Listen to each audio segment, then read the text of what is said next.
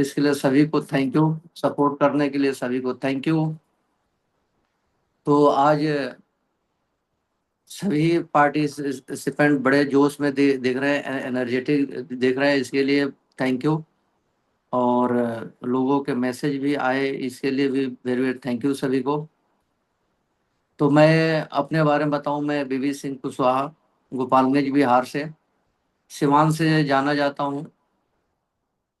मैं सबसे पहले नमन करना चाहता हूं अपने अपने माता पिता की, जिन्होंने हमें इस दुनिया में लाया और अजय से अच्छे भले बुरे की पहचान कराया।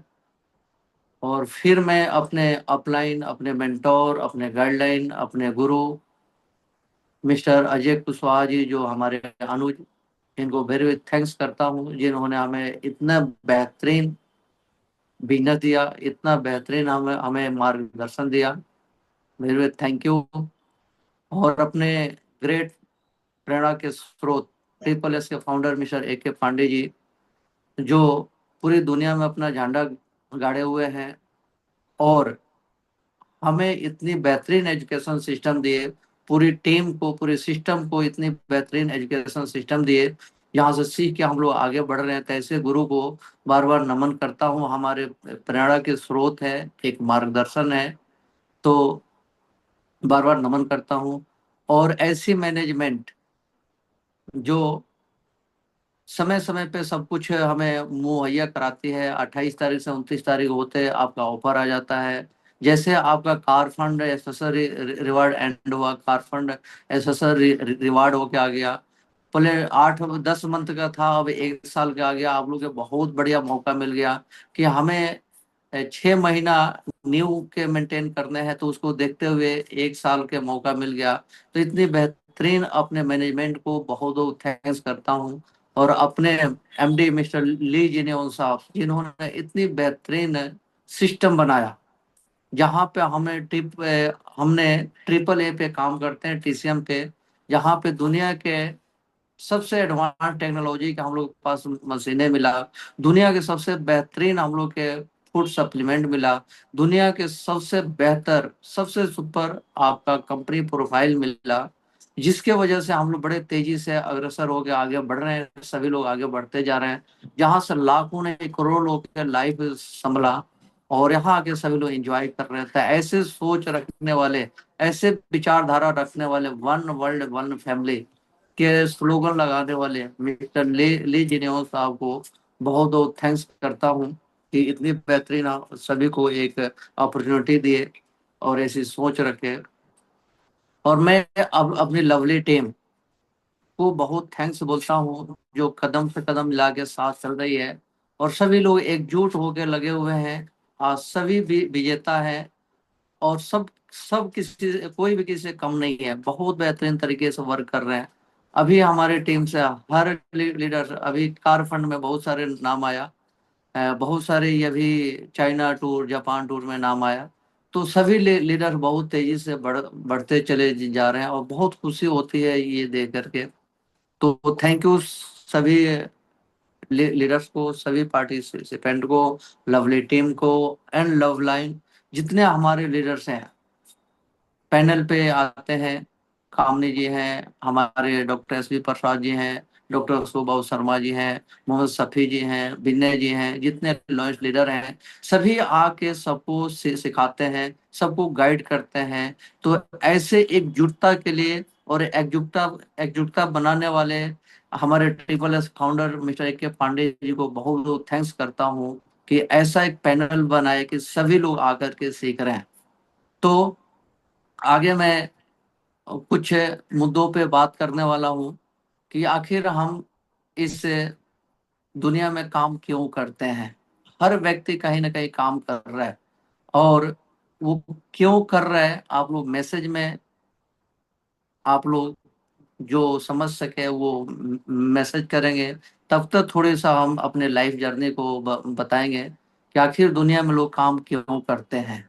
एक मैसेज बॉक्स में आप लोग मैसेज कर सकते हैं कि हम काम क्यों करते हैं।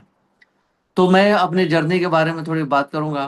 तो मैं एक किसान परिवार से, और किसानी का वो हर काम किया हूँ जो एक किसान परिवार, एक किसान करता है।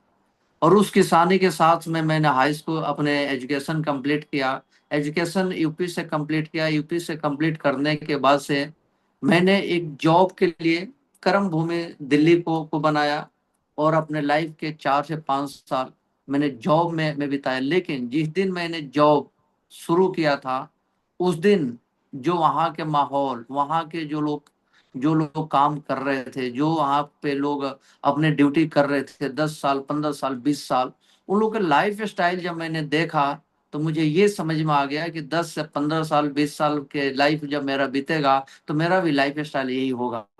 वो लाइफ स्टाइल मुझे मंजूर नहीं था, वो हमारे ब्रेन पे एक्सेप्ट नहीं था, अंदर आत्मा गवाही नहीं दे रही थी कि ये जो लोग ये लाइफ स्टाइल है, ये भी हमारा लाइफ स्टाइल रहा है। तो उस दिन से हमारा माइंड क्रिएटिव था, और कुछ न कुछ ढूंढना शुरू किया कि ऐसा क्या हो सकता है, इससे अलग क्या हो सकता है, इससे अलग क्या हो सकता है। क्योंकि मैंने दिल्ली में देखा, दिल्ली जैसे शहर में जब आया एक छोटे गांव से, तो देखा कि लोगों ने बहुत कम मेहनत करके बहुत अच्छे लाइफ स्टाइल में रह रहे हैं, बहुत अच्छे कुछ उनके लाइफ में हो रहा है। तो मैंने इस पे विचार करना शुरू किया, माइंड को दौड़ाना शुरू किया।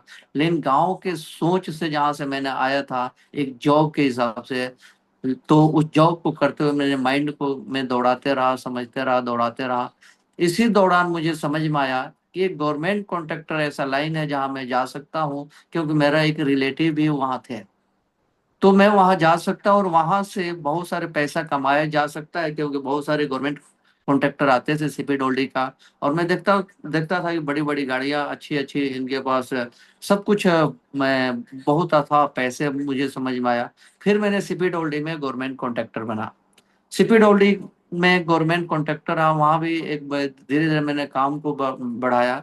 और मेरा माइंड एक ही चीज का था कि टॉप पे जाओ, टॉप पे जाओ, टॉप पे जाओ, जिस काम में रहो उसमें टॉप पे जाओ। तो यही माइंड वहां भी था। और मैंने अपने काम को बहुत तेजी से 10 साल, 10 से 12, 14 साल में एक जीरो जीरो पूंजी लेके स्टार्ट किया था। मेरे पास कोई पूंजी नहीं था, जो एक जॉब था उसी से थोड़े बहुत जो भी पैसे मैंने इकट्ठा किया था, स्टार्ट किया था। लेकिन दुनिया में एक भी व्यक्ति नहीं था कि मुझे ये सलाह दे कि कोई बिजनेस करो। सभी लोग यही सलाह देते थे नौकरी करो, लेकिन मैंने व्यापार की तरफ बढ़ा। और वहां से शुरू करके शॉर्टकट के चक्कर में, जल्दी जल्दी करोड़ों बनने के चक्कर में, शॉर्टकट के चक्कर में हमारे पूंजी वहां सारा एक बार डंप हो गई। और फिर मैंने एक बहुत बड़े लेवल से जाकर के एक बहुत माइनस में पहुंच गया। और जब माइनस में पहुंच गया, फिर वहां से जो जब हमारा उम्र हो चुका था 42-43 साल, 42-43 साल की उम्र, पूरी लाइफ के कमाई जब आपकी जीरो हो जाए और आप माइनस में चले जाएं, तो आप समझ सकते हैं कि आप किस कंडीशन में होंगे। दिल्ली में परिवार रखते हुए मैंने इस काम को फिर स्टार्ट किया जब मैं माइनस में जा चुका था। तो जब मैंने इस काम को स्टार्ट किया, तो हमें एक ही चीज समझ में आया था, हेल्थ। एक ही चीज समझ में आया था, हेल्थ। कुछ ऐसे में क्रोनिक बीमारियों को ठीक होते देखा था, जैसे माइग्रेन, शुगर, ये कुछ बीमारियों को ठीक होते देखा था। और 2 मीटिंग मैंने अटेंड किया, तो मुझे यही समझ में आया कि ये हेल्थ पे काम किया जा सकता है। और हेल्थ ही मुझे समझ में आया, और हेल्थ पे मैंने काम करना शुरू किया। और हेल्थ को मैंने सीखा और सिखाना शुरू किया। वहां से अपने लाइफ को फिर मकान मैंने हेल्थ के सेंटर से स्टार्ट किया था। तो मेरे मकान भी भाड़े का, दुकान भी भाड़े का। दिल्ली में हमारे बच्चे टॉप 10 स्कूल में पढ़ रहे थे, क्योंकि जब एक कॉन्ट्रैक्टर था तो खर्चा बढ़ चुका था। वो सारे मेंटेन करते हुए मुझे अपने इस लाइफ को आगे बढ़ाना था। अब मैं उस हालात में जा चुका था, पूरी लाइफ के इनका कमाई तो माइनस में जा चुका था, क्योंकि 20 लाख कर्जे में थे। जितने लोग मेरे जानने वाले थे, जानने वाले जो मुझे जानते थे, करीबी थे, वो जब सुनते थे कि हालात ये है, तो वो ये बोलते थे कि क्या वो अभी जिंदा है। लेकिन उन लोगों का अंदाजा नहीं था कि ये बीबी सिंह नाम है क्या। हम इस दुनिया में इतने हल्के माइंड के, हल्के में नहीं इस दुनिया को छोड़ के जाने वाला था। मैं दुनिया में कुछ करने के उद्देश्य से ऊपर वाला ने मुझे भेजा था। तो मैंने फिर इस काम को जब स्टार्ट किया, भाड़े के मकान, भाड़े की दुकान, और बच्चे टॉप 10 स्कूल में पढ़ रहे थे, और इतनी कर्जे में जाकर के जब मैं लाइफ को स्टार्ट किया, और जब स्टार्ट करके मैंने आगे बढ़ा, तो इतिहास में आगे के कैरियर आप लोग के सामने है कि मैंने कैसे आगे बढ़ते गया। बाकी यहाँ से जर्नी लास्ट में एंड पे मैं बात करूंगा। अभी कुछ स्लाइड के माध्यम से मैं आगे आऊंगा। तो 1 मिनट लगेगा स्लाइड में, तो उतना के लिए थोड़ी सा आप लोग को वेट करना पड़ेगा।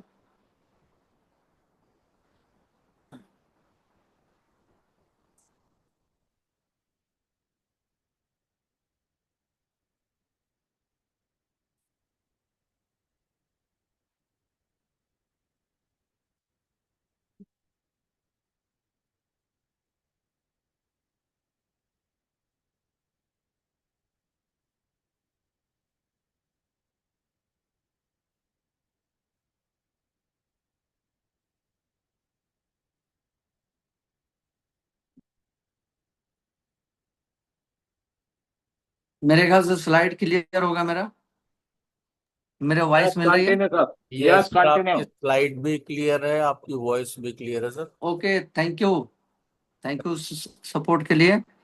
तो मैंने एक सवाल आप लोगों से किया था कि हम आखिर काम क्यों करते हैं, तो कितने लोग के मैसेज आए मैंने देख नहीं पाया। तो अगला मेरा सवाल ही यही है कि आखिर हम काम क्यों करते हैं। दुनिया में हर व्यक्ति काम करता है, चाहे मैं हूं, चाहे हमारे जानने वाले हैं, चाहे आप लोग के जानने वाले हैं, चाहे सभी लोग के जानने वाले हैं। ये सभी लोग दुनिया में कोई ना कोई काम करता है। अब सवाल आता है कि ये लोग काम आखिर करते क्यों हैं। तो काम क्यों करते हैं इसके बारे में हम जानेंगे। एक शब्द आता है खुशियां। बहुत लोग के अंदर मन में विचार आया होगा कि हम परिवार चलाने के लिए काम करते हैं, रोजमर्रा के लिए काम करते हैं, बहुत सारे पैसे कमाने के लिए काम करते हैं। लेकिन एक ही शब्द आता है जिसका नाम है खुशियाँ। हम पैसा कमाते हैं तो हमें खुशी मिलता है। हम एक कुछ भी करते हैं अगेंस्ट, जैसे मकान लेने की सोचते हैं तो भी अंदर से खुशी आता है। हम कभी एक गाड़ी लेने की सोचते हैं तो भी अंदर से खुशी मिलता है। बच्चों को अच्छे स्कूल में एडमिशन कराते हैं तो तब फिर भी हमें अंदर से एक खुशी मिलता है। तो एक ही चीज आता है, एक खुशी हासिल करने के लिए हम काम करते हैं। हर व्यक्ति दुनिया में जो काम कर रहे हैं खुशी हासिल करने के लिए काम कर रहे हैं। तो सबसे पहले खुशी के लिए हमें क्या चाहिए? हेल्थ।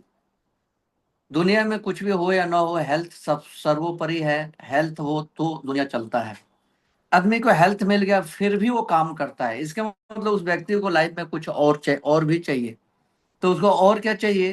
तो दूसरा जो नाम आता है वो है वेल्थ।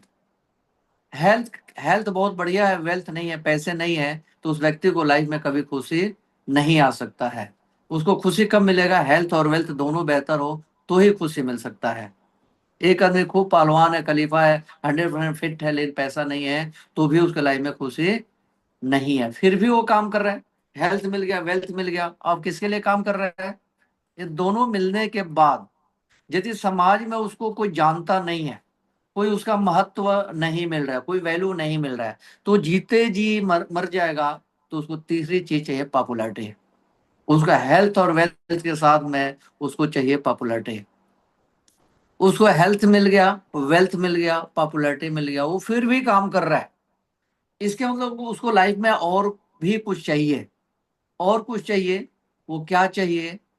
तो वो चाहिए होता है उसको नेक्स्ट जनरेशन सिक्योर।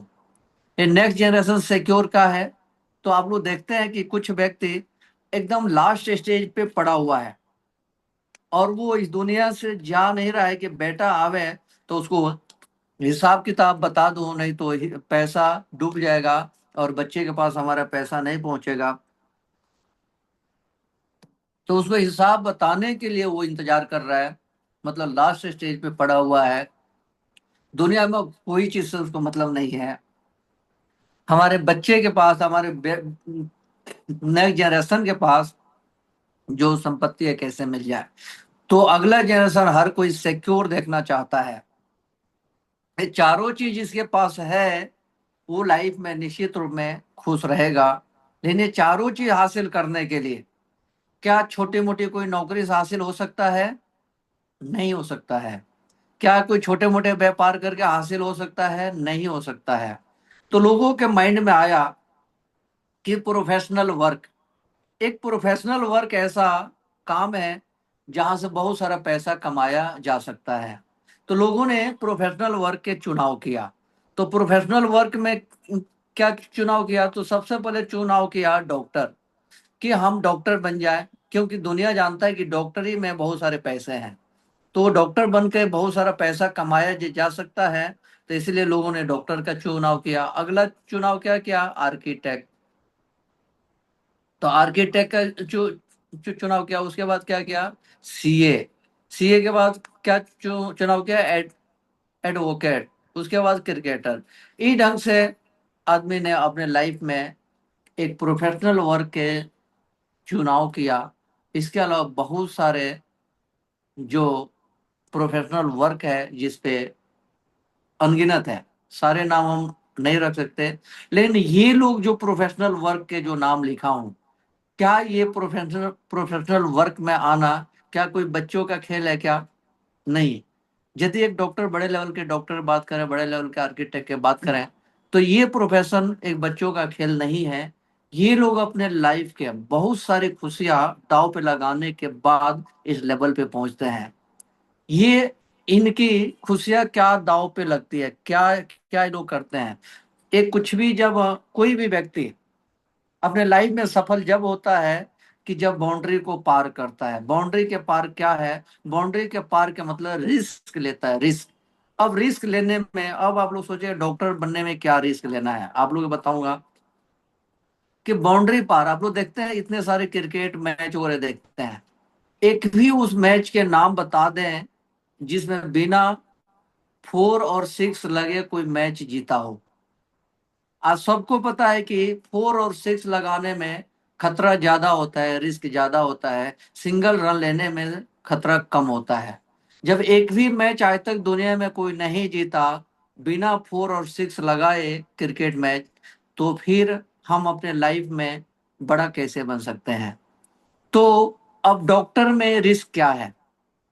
तो आप लोगों को पता है कि जिस पेरेंट्स को अपने बच्चे को डॉक्टर बनाना है, तो बच्चा 2 साल 2.5 साल के है तो उसी टाइम से एक्सरसाइज वो पेरेंट्स शुरू कर देता है। एक्सरसाइज क्या? उसी टाइम से प्लानिंग करना शुरू कर देता है कि इस बच्चे को हमें कहाँ पढ़ाना है, क्या करना है। घर से बाहर हॉस्टल में रह करके उस बच्चे को लोग पढ़ाना शुरू करते हैं। अपने मदर फादर के प्यार, अपने दादा दादी के प्यार, अपने नाना नानी के प्यार, अपने मामा मौसी, सब सारे रिलेशन का प्यार उस डॉक्टर से दूर हो, उस बच्चे से दूर हो जाता है। उसका लाइफ में ये जो खुशियां है कि दादा दादी नाना नानी, उन सभी से दूर होकर के एक हॉस्टल में उस बच्चे के एडमिशन करा दिया जाता है, हॉस्टल में रख दिया जाता है पढ़ने के लिए। वो व्यक्ति जो हॉस्टल में रखता है 100% ये जानता है कि इस बच्चे को जो हॉस्टल में रख रहा हूं, तो वहां की जो खाना है, जो भोजन है, हमारे बच्चे के हेल्थ के लिए ठीक नहीं है, स्वास्थ्य के लिए ठीक नहीं है। उसके बावजूद भी हमारा बच्चा डॉक्टर बने, इसके लिए वो पेरेंट्स अपने बच्चे को उस हॉस्टल में रखने पे मजबूर होता है। और वो अपने बच्चे को हॉस्टल में रख करके पढ़ाता है। एक बच्चे अपने लाइफ में जो जिसको बड़े टॉप लेवल पे पढ़ के जाना है, आगे जाना है, वो 12 घंटे 14-14 घंटे पढ़ाई करता है। पेरेंट्स को पता है कि इतने बच्चे पे प्रेशर है, इतनी जिम्मेवारी है, वो इसके हेल्थ के लिए ठीक नहीं है। अब जो पेरेंट जानता है कि इसके हेल्थ के लिए ठीक नहीं है, उसके बावजूद भी वो इस बच्चे को लगा रखा है। तो ये देखा जाए तो वो भी एक बहुत बड़ा रिस्क लेकर के हॉस्टल में रखना, अच्छा है, ये जिम्मेवारी देना। इसके बाद और क्या है खुशियां? सबको पता है कि एक शादी का एज क्या होता है, 20 साल 22 साल 24 साल, ये एज है। लेकिन जो डॉक्टर बनने हैं, आर्किटेक्ट बनना है, सीए बनना है, उन बच्चों की शादी कब होता है? 30 साल के बाद, 32 30 साल 35 साल की उम्र में जाके शादी होता है। तो इतनी बड़ी खुशियों को लोग दांव पर लगाते हैं। जिस बच्चे की आप शादी कर रहे हैं 35 साल पे, 32 साल पे, आपका एवरेज आयु है 60 साल। तो आप सोच के देखें, क्या उसके बच्चा जब शादी के लायक होगा तो आप इस दुनिया में आपके होने के कितने % की गारंटी है? इतनी बड़ी रिस्क लेकर के, इतनी बड़ी जिम्मेवारी लेकर के, और फिर उस बच्चे को पढ़ाया जाता है। तब जाके वो बच्चा डॉक्टर बनता है। इसके बावजूद अब आता है, क्या उस डॉक्टर साहब हेल्थ के प्रति 100% सेफ हैं? आंसर आता है नो। जितना आपका परिवार सेफ है, उतना ही डॉक्टर साहब के परिवार सेफ है। हो सकता है 2-4% का फर्क हो जाए, लेकिन मैं बोलता हूं कि उससे भी ज्यादा खतरे में वो है। क्योंकि जितने आपके घर में लोग शुगर बीपी के दवा खाते हैं, सेम उतना ही उनके घर में भी खाते हैं। जैसे आम पब्लिक के घर में sugar BP heart attack brain hemorrhage paralyse लकवा साइड का गठिया सब आ रहा है, सेम उतना ही उन डॉक्टर्स के भी घर में आ रहा है। कोई फर्क नहीं है, कोई अलग नहीं है। तो ये दर्शाता है कि 100% हेल्थ के मामले में वो भी सेफ नहीं है। वेल्थ के मामला आता है, तो वेल्थ के मामला में 2-4-5% डॉक्टर ही होंगे जिसके पास बहुत सारे पैसे हैं। नहीं तो 90-95% उसी हालात में है जैसे एक आम पब्लिक है। तो देखा जाए तो वेल्थ के मामले में भी उनके हालात वही है। और बात आता है पॉपुलैरिटी की। तो पॉपुलैरिटी, 2-4% जो डॉक्टर पॉपुलर हैं, जो बहुत सारे पैसे कमा रहे हैं, नोट छाप रहे हैं, बड़े बड़े हॉस्पिटल बना रखे हैं, वही पॉपुलर है। बाकी लोग को लोग नहीं जानते हैं। नेक्स्ट जनरेशन सिक्योर नहीं बराबर है। नेक्स्ट जनरेशन सिक्योर नहीं बराबर है। तो आप लोगों ने देखा, मैं तो एक डॉक्टर के केवल बात किया, लेकिन जितने आगे नाम जानते हैं, ये architect, CA, advocate, cricketer, actor and all others, जो भी क्या नाम, प्रोफेशनल वर्क वाले हैं, सबके साथ एक सामान्य व्यक्ति के जो हालात हैं, सेम हालात इनके घर का भी है। आप लोग एक एक्टर,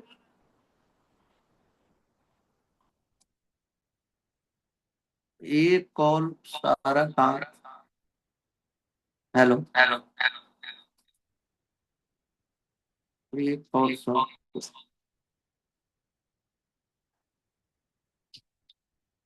थोड़ा सा 1 मिनट के लिए डिस्टर्ब हो गया, एक कॉल।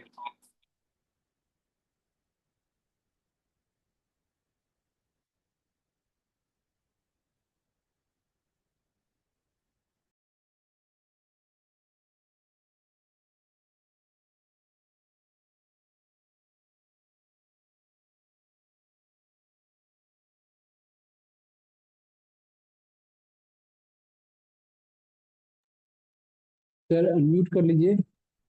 वॉइस क्लियर है? हाँ अनम्यूट कर लिया, ठीक है sir. Yes sir. Yes, sir. Continue.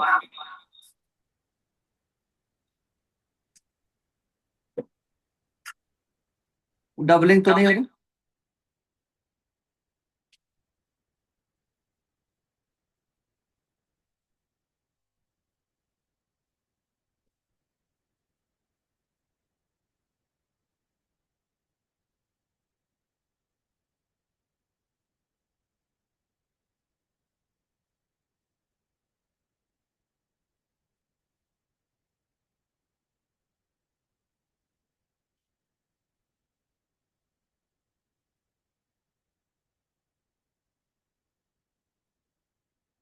एक कॉल कितना डिस्टर्ब कर सकता है?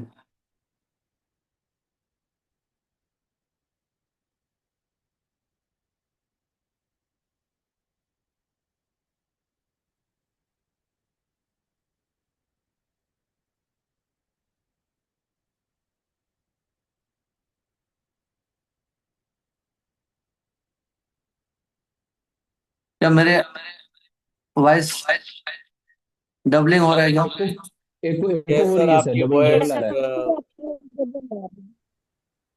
इको हो रही है सर, और स्क्रीन भी शेयर नहीं है अभी। शेयरिंग कर।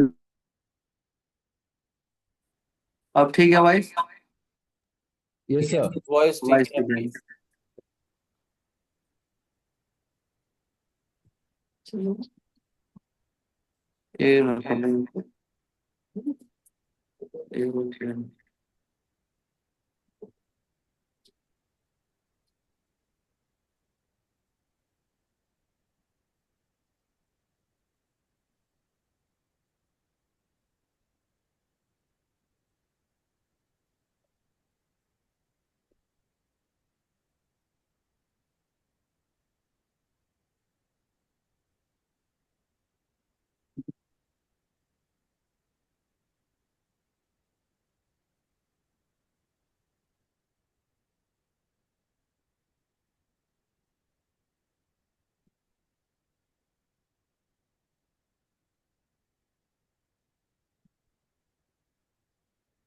मेरा शेयरिंग आ रहा है क्या? No sir. अभी नहीं आ रहा। मेरा ये चारों चीजें हासिल कर पाते हैं? आंसर आता है नो। आप ये कि इसमें एक्टर शब्द है, ये सुन के लगता होगा नहीं इनके लाइफ में तो बहुत खुशियां है, लेकिन मैं बताऊं कि इनकी लाइफ में हालात ये है कि सबसे ज्यादा असंतुष्टि है तो वो है एक्टर लाइन। सबसे ज्यादा जो कैंसर के परसेंटेज जो मौत है वो एक्टर लाइन के दुनिया में है। सबसे ज्यादा जो हार्ट अटैक है, टेंशन है, अनिद्रा है, तो वो एक्टर लाइन के दुनिया में है। सबसे ज्यादा जो सुसाइड के केसेज हैं तो एक्टर लाइन के दुनिया में है। तो हम वहां भी जाके देखते हैं तो वहां भी बहुत कुछ नहीं है, वो देखने के लिए वह चमक दमक की दुनिया है। तो नेक्स्ट हम बात करेंगे आगे।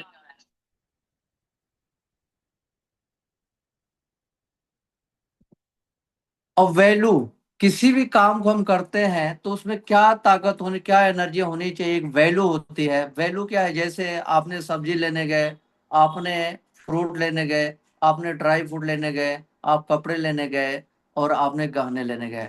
जब सब्जी लेने जाते हैं तो मुट्ठी में पैसा लेके जाते हैं और थैला भर के लेके आते हैं, बोरा भर के लेके आते हैं। फ्रूट लेने जाते हैं तो थोड़ी कॉस्टली हो जाता है उससे। आगे जाते हैं ड्राई फ्रूट,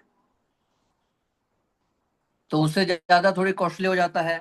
जब कपड़े लेने जाते हैं तो उससे कॉस्टली हो जाता है। लेकिन जब गहने लेने जाते हैं तो रुपया थैला में भर के लेके जाते हैं और गहने मुट्ठी में लेके आते हैं, क्योंकि जिसका जो वैल्यू है उसके हिसाब से आपको खर्च करने होते हैं। आगे लाइफ का एक मकसद, हर व्यक्ति के लाइफ का एक मकसद होता है। तो मकसद क्या है? टाइम काफी वेस्ट हो गया था बीच में। तो लाइफ में हर किसी का मकसद होता है बहुत बढ़िया वेल्थ हो, बहुत बढ़िया वेल्थ हो, कि मतलब आपके लाइफ में जो चाहिए वो सब कुछ हासिल हो, अच्छी सी मकान हो, बहुत सारी गाड़ियां हो, सब कुछ हो आपके लाइफ में जो आप चाहते हैं। लेकिन सब कुछ मिलने के बाद आपके पास हेल्थ नहीं है, तो क्या आप आपके नाम के आगे, सफल अपने नाम के आगे लिख सकते हैं? आंसर आता नो। इस सब कुछ के बावजूद यदि हेल्थ नहीं है तो सब कुछ हमारे लिए जीरो है। ये सब कुछ कब है? जब हमारा हेल्थ सही है। तो आज के डेट में सबसे बड़ी समस्या आ चुकी है, क्या चीज? हेल्थ। तो हेल्थ सबसे बड़ी आज के डेट में समस्या है। किस लेवल तक, किस हद तक ये समस्या है, उस पर बात करेंगे। 1990 में एक 80 से 90 साल के व्यक्ति आता है और ये बोलता है कि आज तक मैं कभी डॉक्टर पास नहीं गया। क्यों नहीं गए? तो हम बीमार नहीं पड़े तो क्यों जाऊं। इस ढंग के लगभग 80% लोग मिला करते थे। 10 साल बीता और सन 2000 आया, लोगों ने ये बोलना शुरू कर दिया कि 40 साल के बाद तो बीमारियां आता ही आता है। 10 साल बीता, सन 2000 आया, लोगों ने बोलना ये शुरू किया कि 40 साल के बाद तो बीमारियां आता ही आता है। 10 साल और बीता, सन 2010 आया, लोगों ने ये बोलना शुरू किया कि बीमारी का कोई उम्र नहीं है, किसी भी उम्र में बीमारी आ सकता है। 10 साल बीता से सिनेरियो चेंज हुआ, टाइम बढ़ा, सिनेरियो चेंज हुआ। लोगों ने ये बोलना शुरू किया बच्चा बाय बर्थ, जन्म से ही बीमार है, पैदाइश से बीमार है। अगला, इन प्रेजेंट टाइम, आज के समय में, आज के डेट में लोग ये बोलना शुरू कर दिए हैं कि बच्चा कोख में है और इलाज जारी है। बच्चा कोख में है और इलाज जारी है। अब सवाल ये आता है कि ये जो हेल्थ क्राइसिस, देखा जाए तो 35 साल पहले हम कहाँ थे और आज कहाँ हैं। 35 साल पहले हम थे 1990 में कि 80 से 90 साल के व्यक्ति, एक 80 से 90 साल के व्यक्ति ये बोलता है कि मैं आज तक हॉस्पिटल नहीं गया। और आज के डेट में वो, आज के डेट में लोग बोल रहे हैं बच्चा कोख में है और इलाज जारी है। इतना तेजी से हेल्थ क्राइसिस बढ़ा और हमारे हेल्थ स्टेटस डाउन हुआ। इसी तेजी से डाउन होते चला जा रहा है और इसमें कोई रुकावट नहीं है, कोई रोक टोक नहीं है। जब इसी तेजी से आगे चलते चला गया तो अगला भी ये 35 साल आएगा। क्या ये अगला 35 साल आएगा? यस। जब ये अगला 35 साल आएगा तो क्या हम सोच सकते हैं कि हम कहाँ होंगे? नहीं। क्या इसमें अब सोच नहीं सकते कहाँ होंगे, लेकिन अंदाजा तो लगाया जा सकता है। अंदाजा क्या लगाया जा सकता है? तो आज 35 साल पहले हर गांव में शुगर पेशेंट नहीं हुआ करते थे, लेकिन आज हर घर में एक दो शुगर पेशेंट है। 35 साल पहले कैंसर के पेशेंट कहीं सुनने को मिलते थे, जल्दी देखने को नहीं मिलते थे, लेकिन आज हर गांव में 2 4 5 कैंसर पेशेंट हैं। तो ये रेशो ये दर्शाता है कि आने वाला 35 साल में हर घर में कैंसर पेशेंट होंगे, क्योंकि जिस तेजी से ये समस्याएं बढ़ रहे हैं, क्या केवल कैंसर पेशेंट ही बढ़ेंगे? नहीं, हर एक तरह के पेशेंट बढ़ेंगे जो तेजी से बढ़ रहे हैं। अब सवाल आता है कि क्या इसमें गवर्नमेंट कुछ कर सकती है? तो नहीं। यदि गवर्नमेंट को कुछ करना होता तो अभी तक कर दी होती, समझ? तो गवर्नमेंट को कुछ करना होता तो अभी तक कर दिए होते। क्या इसमें डॉक्टर कुछ कर सकते हैं? आंसर आता नो, क्योंकि यदि डॉक्टर कुछ कर सकते तो पहले अपने आप को बचा लेते, अपने परिवार को बचा लेते। तो वो कुछ नहीं कर सकते, क्योंकि जितनी समस्याएं आपके पास है उतनी समस्याएं डॉक्टर्स के पास भी है। तो इसलिए हम उनसे भी उम्मीद नहीं रख सकते। तो उपाय क्या है? उपाय ये है कि आपको खुद ही कुछ करना होगा। उपाय ये है कि आपको खुद ही कुछ करना होगा। तो खुद ही क्या करना होगा उस पर विचार करते हैं। खुद ही क्या करना होगा? तो लोगों ने बोला हेल्थ इज द वेल्थ। लोगों ने बोला हेल्थ इज द वेल्थ। खुद ही क्या करना, उसे छोड़ के पहले ये देखते हैं कि ये हालात हुआ क्यों। इसलिए हुआ कि लोगों ने बोला हेल्थ इज द वेल्थ, लेकिन किया लोगों ने वेल्थ इज द हेल्थ। लोगों ने बोला हेल्थ इज द वेल्थ, लेकिन किया वेल्थ इज द हेल्थ। और जब भी जुबान और कर्म में फर्क पड़ता है तो मुसीबत तय है। जब भी आपके जुबान और कर्म में फर्क पड़ जाए तो मुसीबत तय है। तो लोगों ने बोला हेल्थ इज द वेल्थ, किया वेल्थ इज द हेल्थ। आज के डेट में मुश्किल से 2% लोग होंगे जो अपने हेल्थ के लिए 2 घंटा टाइम देते होंगे स्वस्थ रहने के लिए, लेकिन 98% लोग के पास या तो बोलेंगे टाइम नहीं है, या तो कर नहीं सकते, या कोई ना कोई बहाने हैं।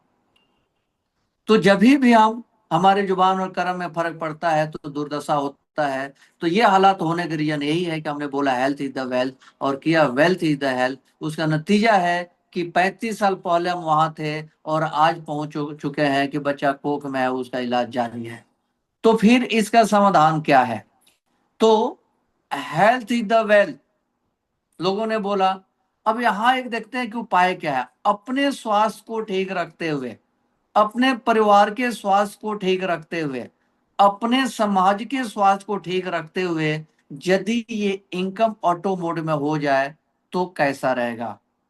सब कुछ ठीक रखते हुए, अपने आप को ठीक रखते हुए, परिवार को ठीक रखते हुए, समाज को ठीक रखते हुए यदि ये ऑटो मोड में हो जाए तो इससे सुंदर दुनिया में और कुछ नहीं हो सकता है। तो ये कैसे हो सकता है वो जानते हैं। सबसे पहले लिखा हुआ खुद ही कुछ करना होगा। तो क्या करना होगा? तो 2 घंटा अपना टाइम निकालेंगे और 2 घंटा परिवार के टाइम निकालेंगे, और क्या करेंगे? करेंगे योगा और एक्सरसाइज। 2 घंटा जब हम योगा और एक्सरसाइज करते हैं तो निश्चित रूप में अपने आप को 60 से 70% अपने आप को हम स्वस्थ रख सकते हैं। अब दुनिया जानता है कि ये जो भी व्यक्ति ये करने लगे तो 60 से 70% अपने आप को स्वस्थ रख सकता है। और आप सभी लोग के आंसर आप खुद में आप लोग अंदाजा कर सकते हैं। लेकिन आंसर ये सुनने में बहुत अच्छा लगता है, तो बहुत बढ़िया है कि 2 घंटा निकालेंगे, ये करेंगे। लेकिन ये जितना बोलना आसान है और सुनने में अच्छा लगता है, उतना ही ये करना मुश्किल है और ये असंभव है।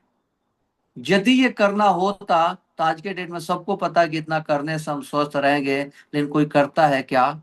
मुश्किल से 2% लोग।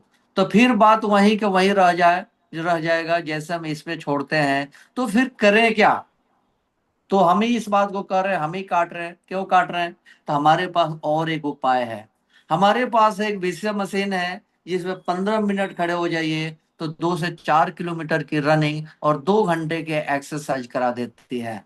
जब आप इतना करने लगते हैं तो आपके आंसर आता है कि बीमारियों से 70 से 80% आपको और आपके परिवार को सेव करता है, और 30 से 40% आपके पास सुपर क्वालिटी का फूड सप्लीमेंट है वो सेव कर देता है। यदि हम ये करते हैं तो अपने आप को सेव हो जाते हैं। तो हेल्थ को हमने यहाँ से सेव किया, और यहां से आगे जानते हैं कि आज के डेट में 4 भागों में लोग भाग रहे हैं। जो 5% लोग हैं उनको छोड़ करके जो 95% लोग हैं वो 4 भाग में बटे हुए हैं। सबसे पहले लोग कहाँ भागते हैं? नौकरी की तरफ। कहाँ भागते हैं? नौकरी की तरफ। उसके बाद कहाँ भागते हैं? दुकानदारी की तरफ। उसके बाद कहाँ भागते हैं? खेती की तरफ। उसके बाद अन्य काम की तरफ भागते हैं। तो जितने लोग नौकरी करते हैं, 60 साल नौकरी करते हैं, और आज के डेट में कितने लोग पेंशनधारी बचे हुए हैं? गिने चुने, मुश्किल से। तो 60 साल जो नौकरी करते हैं, जब नौकरी करने लगते हैं तो जैसे जैसे उनके 60 साल करीब आता है तो ये सोचते हैं कि 60 साल अब करीब हो रहा है, तो 2-4-5 लाख सेविंग कर लिया जाए तो 65 साल के बाद हमें हेल्प मिल जाएगा। 65 साल ये पैसे हमारे हेल्प कर देगा। लेकिन बच्चे और परिवार मिलकर ऐसे परिस्थितियां खड़े कर देते हैं कि ये 5 लाख भी खर्च करा लेते हैं, और जैसे आप 60 पार करते हैं तो देने वाले के बाद आप लेने वाले बन जाते हैं। जिस दिन से आप लेने वाले बन जाते हैं उस दिन से आपका वैल्यू जीरो की तरफ जाने लगता है, आपके वैल्यू जीरो की तरफ जाने लगता है। एक दुकानदार भाई साहब अपने दुकान को स्टार्ट करते हैं, दुकान पे अपने मेहनत से अपने काम कर रहे हैं, बढ़ा रहे हैं, परिवार को चला रहे हैं। जब तक परिवार को चला रहे हैं तब तक देने वाले हैं। बच्चा धीरे धीरे बड़ा होता है, जवान होता है और दुकान में एंट्री करता है। जब बच्चा दुकान में एंट्री करता है धीरे धीरे बड़ा होता है, और जैसे जैसे बड़ा होता है तो दुकान के काउंटर बच्चे के हाथ में आता है। जब तक इनके हाथ में काउंटर था ये देने वाले थे, अब लेने वाले वाले बन जाते हैं। और दुनिया में कोई भी लेने वाले बन जाए तो उसके वैल्यू दिन से जीरो होने लगता है। तो धीरे धीरे इनका वैल्यू खत्म होने लगता है। खेती वाले के साथ भी वही है, अन्य ट्रेडिशनल व्यवसाय वाले के साथ भी वही है। तो आगे अब ये 65, तो अब सवाल ये है कि जब हालात यही है तो ये लोग फिर 65 ईयर जानते हैं, हर कोई जानता है, मैं भी जानता हूँ, आप भी जानते हैं, एक 30 साल के व्यक्ति भी जानता है, एक 20 साल के व्यक्ति भी जानता है कि 65 साल के बाद सबके दशा एक होना है। इसके बावजूद भी अपने आप को हर कोई इस लाइन में अपने आप को, अपने लाइफ को 60 से 65 साल निकाल जाता है। ऐसा क्यों होता है? क्योंकि जब एक एक टाइम आता है जब परिवार को चलाने के लिए इनकम चाहिए, पैसे चाहिए, तो उस टाइम जो लाइन मिल जाता है उस लाइन में लोग एंट्री कर जाते हैं, और डे वन से इनकम आने लगता है। और डे वन से इनकम के चक्कर में फिर परिवार उनका सरवाइव कर जाता है। फिर उस समय को भूल जाते हैं कि 65 के बाद क्या होगा। अब कब उनकी उम्र 30 का हो गया, कब 40 का हो गया, कब 50 का हो गया, कब 60 का हो गया, पता ही नहीं चला। और जब 60 पे पहुंच जाते हैं, 60 पे पहुंचने के बाद अब वहां से वो आगे कुछ कर दे सकते हैं। अब एक ही चीज कर सकते हैं कि ऊपर वाले के नाम पे बोलते हैं कि अब ऊपर वाले जैसा रखेगा वैसा, जैसे रखे राम वैसा रखे हम, जैसे ऊपर वाला रखेगा वैसे मंजूर है। क्या अपने आप को इन इतने असहाय छोड़ के अपने लाइफ को जीना चाहिए? तो मैंने ये देख करके ये डे फर्स्ट के इनकम पे काम किया, और मैंने आगे आगे बढ़ा। तो आगे मैं अभी बात करने वाला हूँ विजुअलाइजेशन। देखिए टाइम थोड़ी सा 10 मिनट मेरा निकल गया स्लाइड में। विजुअलाइजेशन क्या है? तो हमें होने से पहले चीजों को देखना पड़ेगा। जिसने आज सोच ले कि 65 के बाद का क्या होगा, तो वो अपने लाइफ के बारे में तैयारी कर लेगा कि 65 के बाद के लिए हमें क्या करना है, हमें 65 के बाद की लाइफ कैसा होनी चाहिए। विजुअलाइजेशन, एक कैंपा कोला बनाने वाला कैंपा कोला बनाने से पहले, कोका कोला बनाने से पहले उसने विजुअलाइज किया कि ये जब बन जाएगा तो लाइफ में बहुत कुछ दे जाएगा। और ये हमारे लिए एक अरबोपति जाने का रास्ता उसको समझ में आया और उसने कोका कोला बना तो डाला, लेकिन पहले साल में केवल 25 बॉटल सेल हुआ। इसने वो होने से पहले देखा था कि यहाँ से मैं अरबोपति बनूंगा और 25 बॉटल बिकने के बाद उसको बंद कर देना चाहिए था, लेकिन नहीं, वो अडिग आदमी था और उसने टिका रहा। अगले साल उसके 10 गुना बिका, उसके अगले साल उसके 10 गुना बिका, उसके अगले साल उसके 10 गुना बिका, उसके अगले साल उसके 10 गुना बिका और आज अरबों खरबों के मालिक है। तो ये होने से पहले जिसने देखा वो यहाँ पहुंचता है। इसके बाद आप देखेंगे ये पानी दुनिया में पर्याप्त है। हिंदुस्तान में कहीं भी पानी की कमी नहीं है, लेकिन एक व्यक्ति ने विचार किया कि हम पानी को बोतल में भरेंगे और इसको बेचेंगे। दुनिया ने उसको पागल बोला, लेकिन उसने इस चीज को समझ गया, होने से पहले देखा कि पानी बिकेगा। लोगों ने बोला दूध तो बिकता नहीं है तो पानी बेचेगा, तो लोगों ने पागल बोला, लेकिन उसने विजुलाइज कर चुका था कि ये पानी बिकेगा और आज वो अरबों खरबोपति है। और जिसने उसको हंसा आज उसके डुप्लीकेट करता है। आज बिस्लरी के जगह पे आप देखेंगे बहुत सारी कंपनियां हो गया, और आने के बाद बहुत सारी कंपनियां आने के बाद जब हम आते हैं तो करते क्या है, बिस्लरी के जगह पे बिस्लरी लिखते हैं, क्योंकि हम डुप्लीकेट करते हैं। यदि ओरिजिनल बनना है तो होने से पहले चीजों को देखना पड़ेगा। आपको एचडी जाने से पहले, आपको एचडी बन के आपके बीजिंग में, आपके म्यूजियम में मोम के पुतला लगने से पहले आज आपको वो मोम के पुतला देखना पड़ेगा। आपको आज अपने आप को एचडी के रूप में देखना पड़ेगा। यदि आज अपने आप को एचडी के रूप में देखते हैं तो आप निश्चित रूप में एचडी जाएंगे। आज आपको फील करना होगा कि मैं एचडी हूँ, मैं एचडी जाऊंगा, तो आप एचडी जरूर जाएंगे। जैसे पानी बनाने वाले को दुनिया ने पागल बोला और वो उसने अपने अडिग रहा, तो आज दुनिया में अरबोपति खरबोपति है। सेम ऐसे ही आज आपने अडिग होकर के आप अपने एचडी के मार्ग पे चल दिए, म्यूजियम में मोम के पुतले लगाने के मार्ग पे चल दिए, तो आपका भी मिशन बिल्कुल पक्का फाइनल होगा। तो मेरे पास स्लाइड तो बहुत था, लेकिन टाइम कम है, लेकिन 2 मिनट और लूंगा, क्योंकि आपको एक डिसीजन लेना पड़ेगा। आपको एक डिसीजन लेना होगा। डिसीजन लेना क्या होगा कि जब तक जिंदा रहूंगा पैसा बढ़ के आता रहे, और जब तक जिंदा रहूंगा मान सम्मान मिलता रहेगा, जब तक जिंदा रहूंगा लोगों को सपने पूरा करता रहूंगा, जब तक जिंदा रहूंगा स्वस्थ और संपन्न समाज के निर्माण करने में मदद करता रहूंगा। यदि आपने डिसीजन करके लग गया तो आपकी सफलता निश्चित है। एक डिसीजन ही आपको सफलता तक लेके जाता है। और मैं इसको यहीं तक रोकूंगा क्योंकि टाइम बहुत हो चुका है। और सभी पार्टिसिपेंट को थैंक यू। और मैं आज स्लाइड डिस्टर्ब होने की वजह से सॉरी सभी को। और against back to host. Thank you sir, thank you BV Singh sir, thank you very much sir. Thank you so much sir. Great session, sir. Great, wonderful, excellent. Sir Thank you, sir. Matter क्या करता है Great कि आपका session, sir. Information. Great session. Thank you Excellent. So much sir, जबरदस्त।